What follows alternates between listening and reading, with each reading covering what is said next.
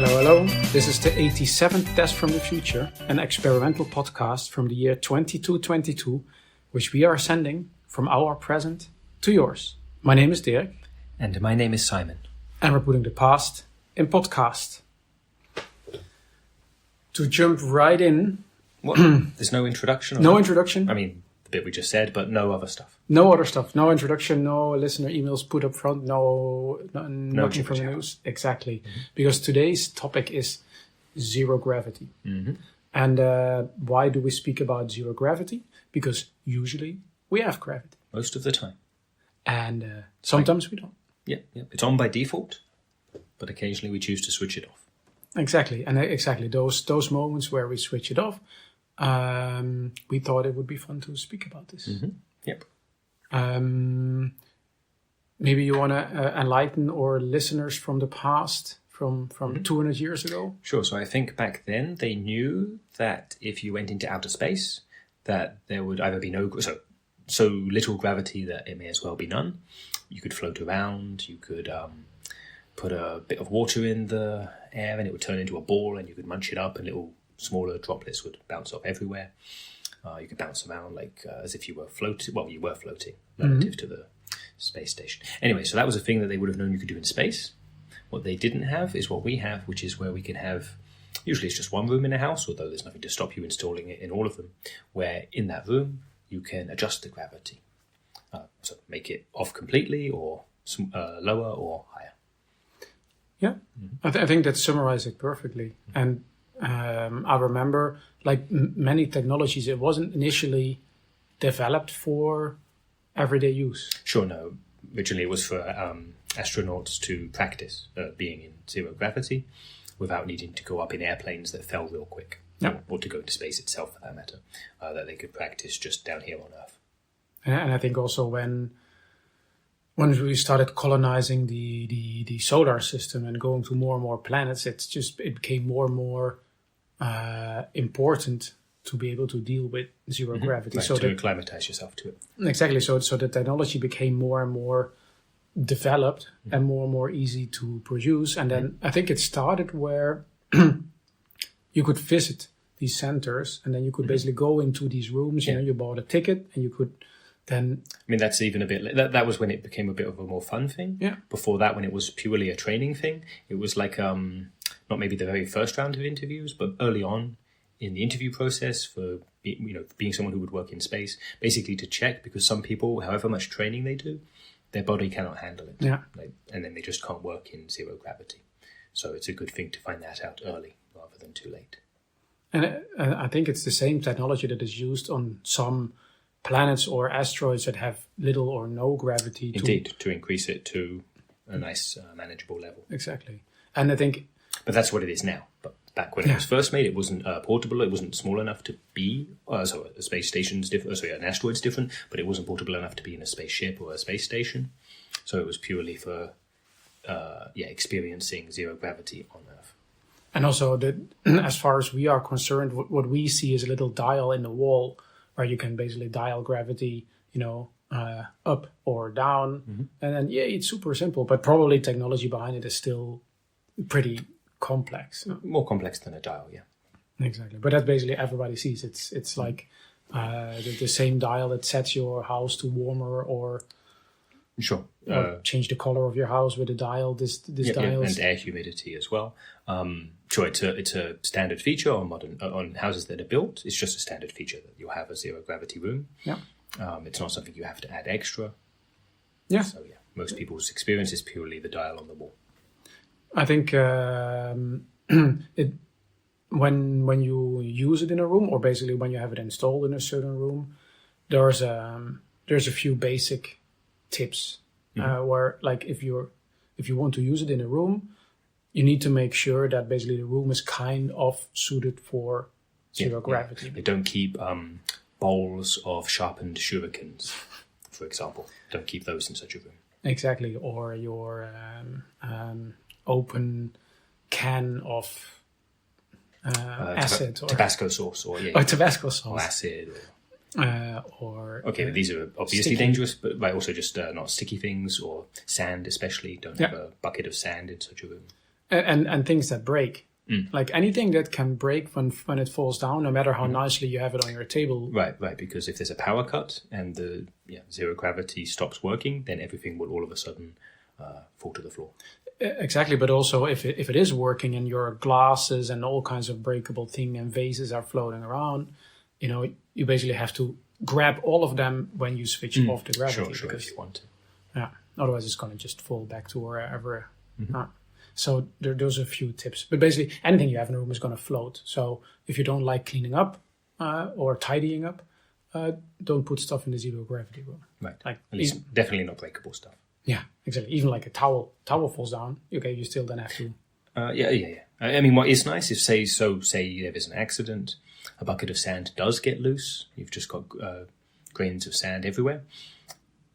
At least on the more modern versions of this, there's a cleanup mode where it basically makes a vortex. I mean, is that the right word? A vortex or like a whirlwind or something, where it swirls the gravity around, collects everything that's loose in the room it condenses it into a ball in the center, lowers it gently onto the ground if you put a bucket into the bucket. So at least for cleaning up, that's kind of good, but you still don't want to do that with things that can break or that would be dangerous. Yeah, fair enough. Like sharp or whatever. I think that's also maybe when they installed the dial, because initially it was on and off. Yeah. So on, everything immediately floats up. Off, everything falls down. And with the dial, you can basically slowly make things. I mean, it was always a dial, but it was really just a clicky switch that turned like a dial initially, and then they made it actually a bit analog. I remember that. I did actually like these clicks. Clicks were satisfying. Yeah, but they're not there anymore. At least not in the newest models. No, it's a smooth rotation. But maybe it's interesting to mention some of the let's say practical applications, because there are things that are just not fun and there are things that are super fun, but there are also some actual practical applications. Yeah, one is for people who have difficulty sleeping. Yeah, especially if they have back pain, that it can be helpful. I heard that. Yeah. So do you know why? Why is sleeping in zero gravity? And you don't have. It depends on your body, yeah. But like if, for example, you have back pain because you're overweight, you won't have your own body pushing or pulling down on itself. Ah, okay. I guess even also if you're not overweight, you still when you sleep, you still kind of. And you can't have it off completely because if you live continuously in zero gravity, it causes other problems with your bones, with your body in general. But in this case, with your back, it wouldn't actually help you long term. But you can reduce the gravity slightly, for example, when you sleep. That's an interesting point, actually. Although I know you can't have it all the time, but can you? No, right, but exactly if you're recovering from an injury. But can you have it just you sleep in zero gravity every night, but then the rest of the day it's with gravity? Would that be okay? I don't know whether it's okay. I'm sure you can try it. Yeah, exactly. Try it for 10 years and then find out if it was a bad idea. I think I've actually never done that, sleeping in zero gravity.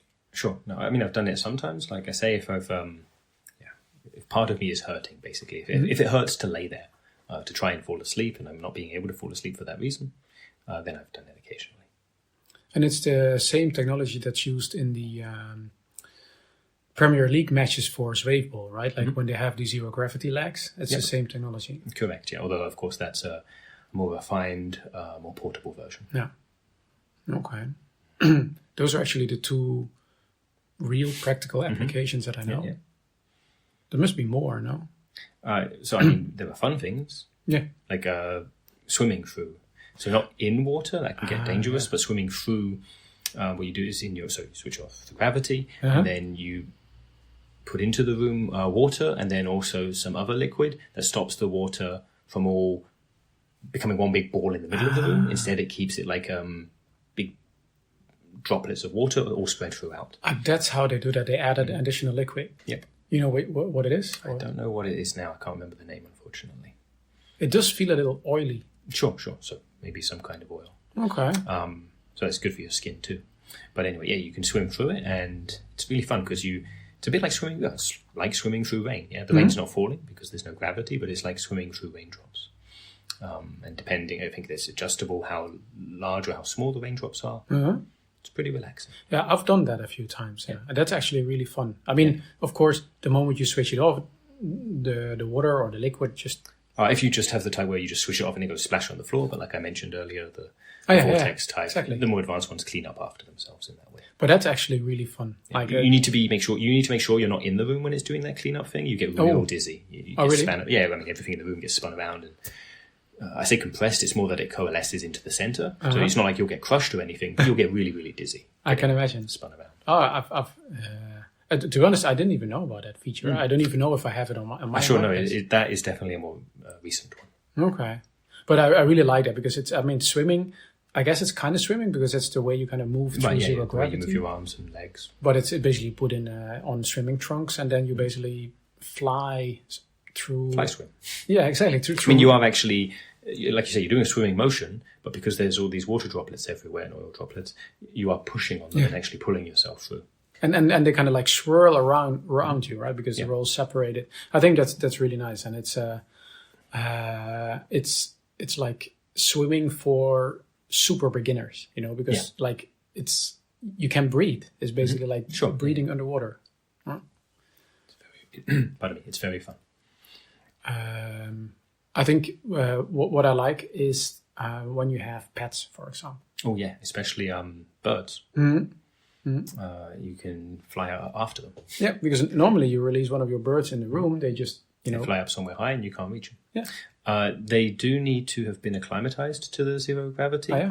Yeah, if you just take a bird that's its whole life flown around in regular gravity and then put it in there like as an old bird, it'll mess it right up. Oh, yeah? But as long as you take them in there when they're little baby birds, like little chicks, they grow up with it, like, again, not living there all the time, but going in there regularly enough, they work it out. Ah, okay. So you put like a bird that's not used to zero gravity in a zero gravity room. It will flap the amount it thinks is normal, and then it will go zoom right up to the top of it and hit its head on the roof, or on the ceiling. So it will fly way faster than it's used to. Yeah, because it doesn't know what to expect and has no idea how to get down, probably. Probably. Like I say, definitely not an older bird. Yeah, when they work it out when they're little baby ones. Okay, that's a good tip. Not take all birds into zero gravity. Correct. You have any other fun things you can do? So it's fun to eat in zero gravity, so long as you choose food that's appropriate. So not something, spaghetti bolognese wouldn't work, because you'd have all the little bits of sauce and everything floating around everywhere. It needs to be something that's, more sticky, like sticks to itself, and ideally doesn't have lots of little bits that go flying off. So no chickpeas? No. Or especially wasabi chickpea, or wasabi peas or wasabi peanuts. They're delicious. But the problem is the little bits break off and then they're floating around and then they go in your eyes and that hurts a whole lot. So also spicy food is generally such a good idea. I'm thinking now, food that is... they should have stickers on food that you buy, like suited for zero gravity or something. That way, or you can just have your Congo. You can tell it, give me the zero gravity food. And if you don't know what you want particularly, you can just say random and it will give you something appropriate. Okay, so it has a zero gravity setting. All right, see, another thing that I didn't know. Because I can't just imagine opening a box of breakfast cereal or so. That would be a bad idea. And it will float everywhere. But I'm also thinking, like, if you eat something crunchy, like initially this is fine. You have it floating in front of you, you bite the crunchy thing, but then all the crumbles start to... Right. No, that's what I'm saying. Stuff that's... now I don't remember what they're called, because I haven't had them in a while, but I used to go to restaurants in London, and there was so it was a dessert, and it was like a dumpling of some kind, like really sticky dough, and in the middle there would either be meat, so I say dessert because often they would have a sweet center, but they could also have a savory center. Okay. And so the whole thing was kind of gummy, so when you bit into it, no, bits didn't go flying, didn't go crumbling out of your hand, So that kind of... I think I know this as kulujuk. Could be. Okay. You've had it before yourself? Yeah, and I mean, I now how you describe it, that's what it could be. Yeah. But yeah, that's actually perfectly suited. Yeah. Maybe if they even have smaller ones, I think if you have food that is basically one bite. Sure, that's of course easy. Then it can even be crunchy, so long as you don't laugh while eating. Like you have to put it in your mouth, keep your mouth closed while you eat, no talking while you eat. Oh, keeping your mouth closed when you're eating, that's a good point. That's polite anyway, but it's even more important in zero gravity.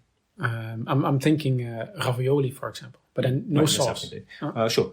Yeah, the type without sauce. You have basically ravioli floating through your room, and you basically fly around and basically eat ravioli. Yeah, and it can be the kind where, so normally ravioli just has like some vegetables or some meat in the middle, and the sauce that would be on the outside, maybe there's a bit of the sauce on the inside too, So when you bite into it, you still have sauce. Maybe that's actually a thing where zero gravity ravioli has a sauce on the inside. Exactly.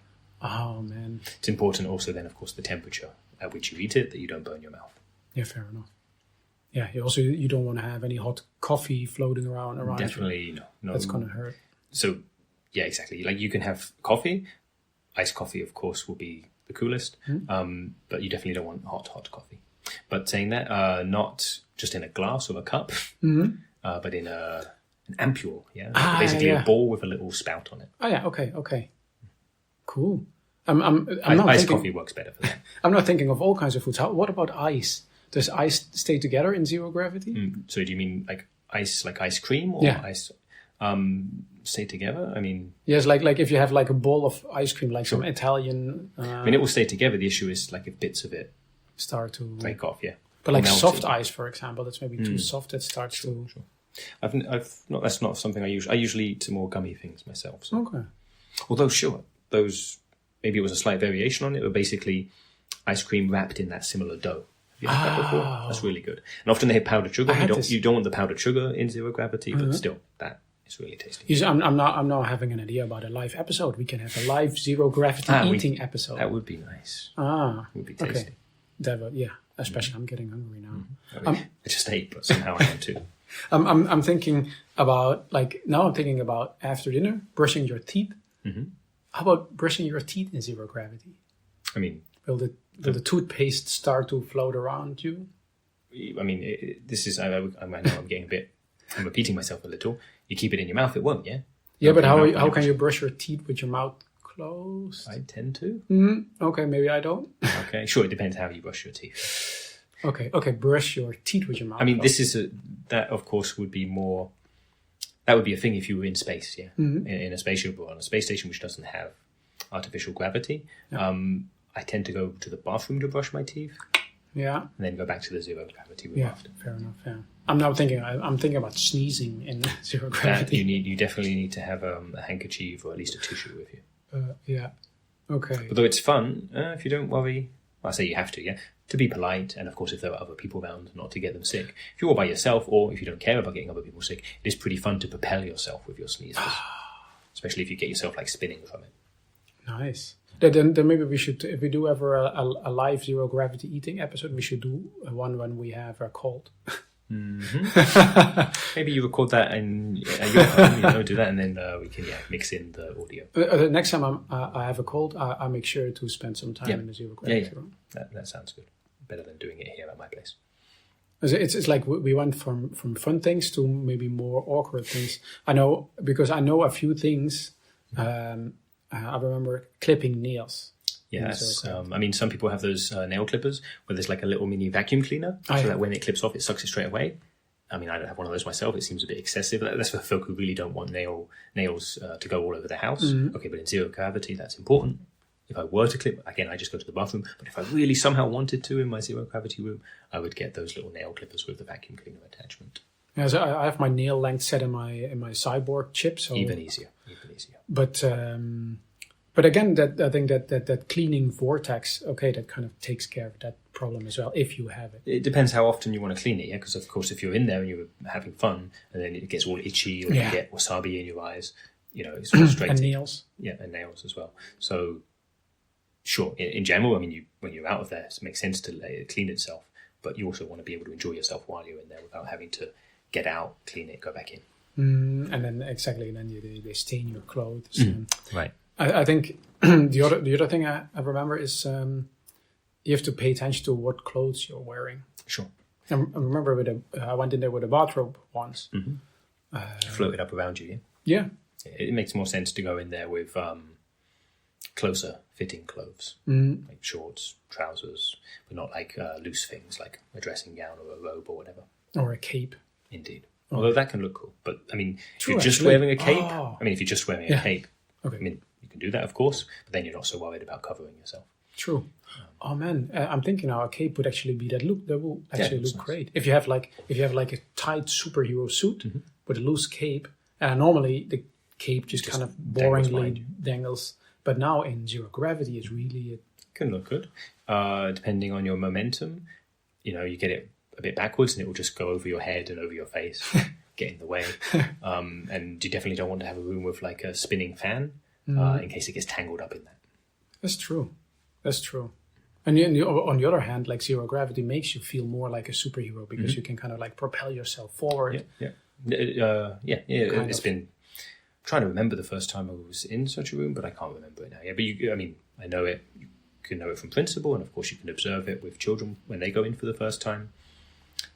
The idea of it before you've actually done it is a bit cooler. When you first go in, you feel like you're falling.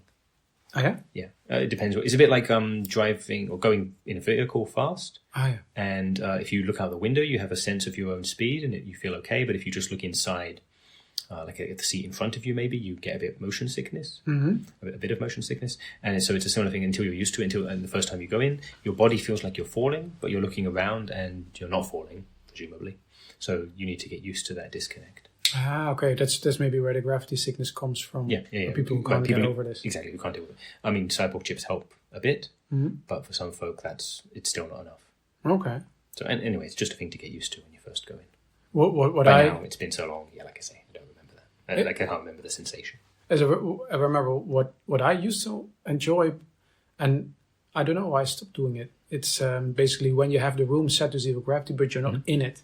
So the door is open and the room is set to zero gravity and you're outside basically in the hallway or in the next room, basically running and jumping into the room, and then you kind of like... Fun. Exactly, because you don't fall flat on the floor if you pick the right room. Pick the right room and judge the jump. Like if you jump a little bit too early, then okay, you'll still hit the ground on the way, like before you get into the room. Yeah. It's easy enough to judge that. But right, if it's not even on in there, then you get injured. I mean, it's a bit of a leap of faith because it just looks like you're falling flat on the floor. And you're trusting the light on the dial, the indicator, basically. I mean, you can still basically try. You can basically put your arm, and then you feel like, okay, my arm is kind of like staying upright, and then take a run. And I mean, sure, someone can play a prank on you by switching off just as you go to jump in. That's pretty cruel. That's cool. That's the kind of thing children do to each other. But fair enough. Yeah.